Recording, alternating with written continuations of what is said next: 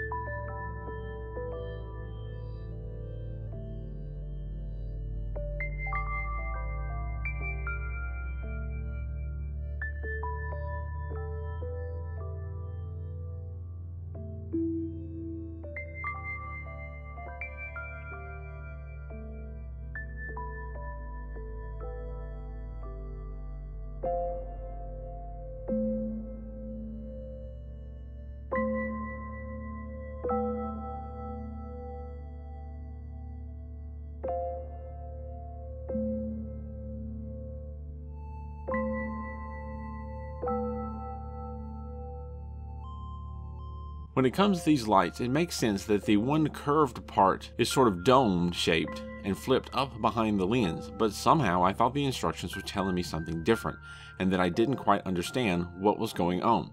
It wasn't until I took a break that I realized my first thought was the right thought and that I had not done this correctly.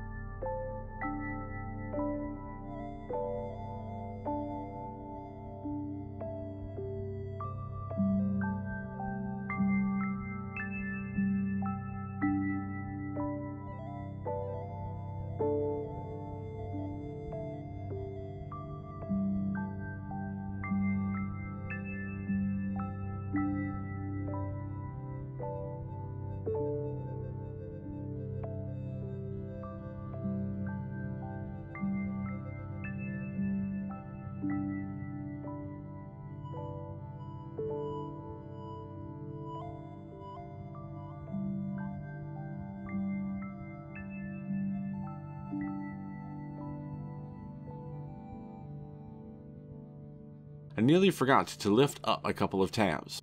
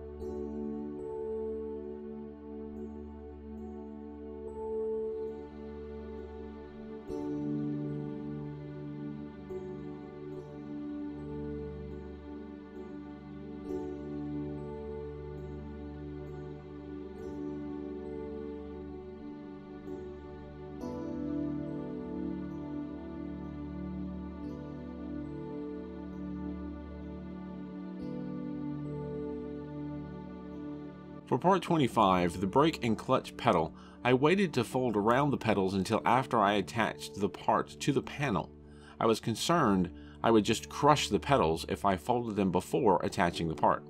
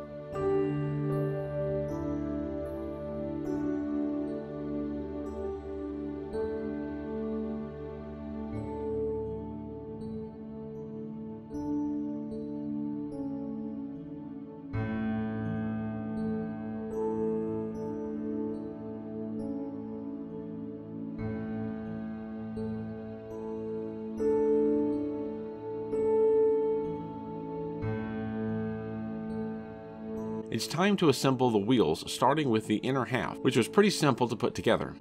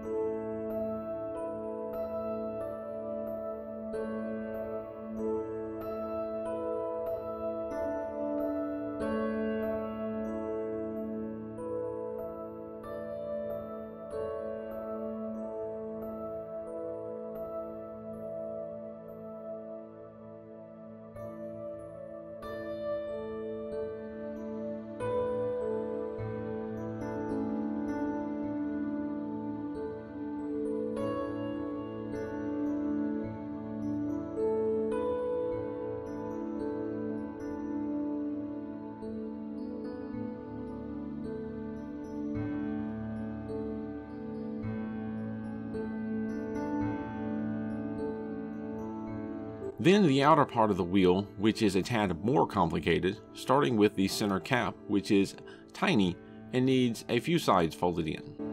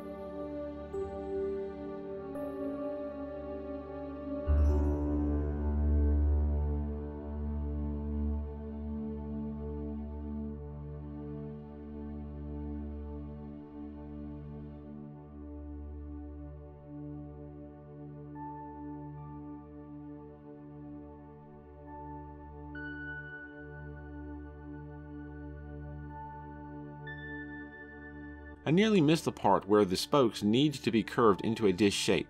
If not shaped into a dish, it will not fit the spot.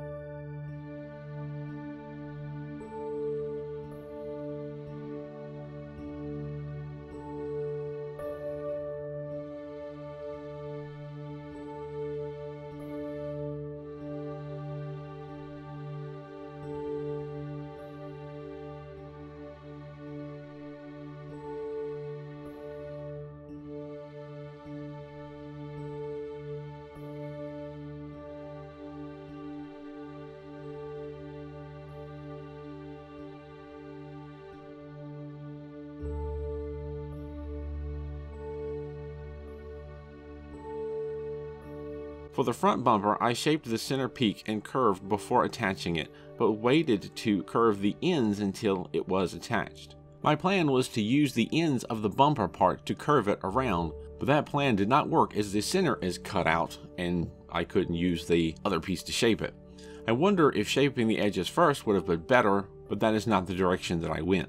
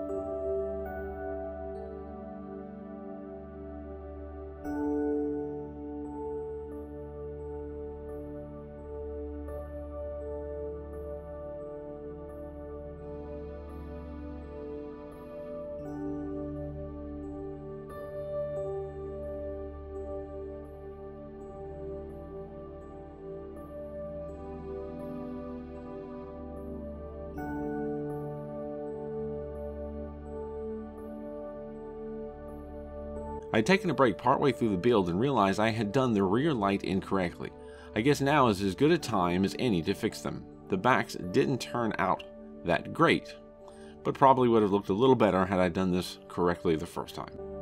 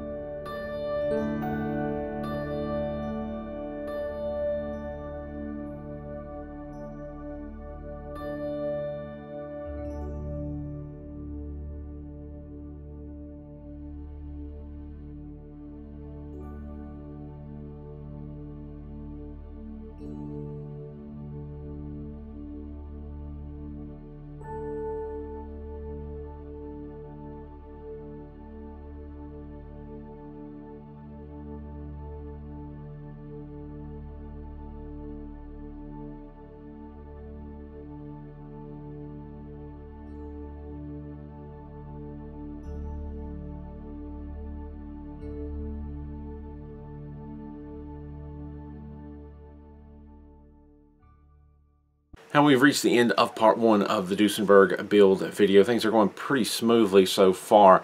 There is a little bit of a challenge in this model, but not overly difficult. Things are going pretty smoothly. This brings us to the end though. We're about halfway through. We've got the framework done. The wheels have been started. In the next video we'll pick up where we left off, finish putting the wheels on, and work on the body and wrap this thing up. I will see you in part two.